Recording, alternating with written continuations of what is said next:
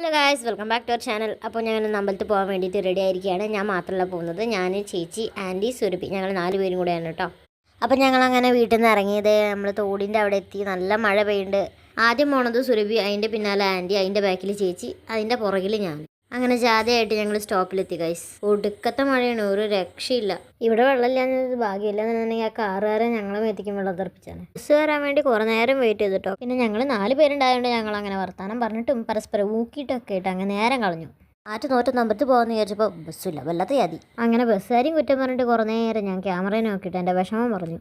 Hi, ചളി കൂടെ നടന്ന് ചൊറി പിടിച്ച 4 കാലുകൾ. നീണ്ട കാത്തിരിപ്പിന് ശേഷം ബസ് വന്നു ഗൈസ്. ആ കുരങ്ങൻ എൻ്റെ കൂട്ടുകാരനാ, അവൻ്റെ പേര് പൂജി. എന്താണ്ടെല്ലാം മറന്നല്ല, അതേരിക്കണ്. തിക്കും തിരക്കൊന്നും ഇല്ലാത്ത നല്ല സൂപ്പർ ബസ്. പിന്നെ എൻ്റെയും സുരഭിൻ്റെയും ഒക്കെ കുറച്ച് പ്രഹസനങ്ങൾ. അമ്പലത്തിലെ ക്യാമറ അലൗഡ് അല്ലാത്തതുകൊണ്ട് തൊഴുന്നൊന്നും എടുക്കാൻ പറ്റില്ല. അവിടെ ഉപ്പുമാവും ചായ ഉണ്ടായിരുന്നു, അത് കഴിച്ചു. ഒരു കോയിൻസിഡൻസ് പോലെ ഞങ്ങൾ പോയ ബസ് തന്നെ കിട്ടി.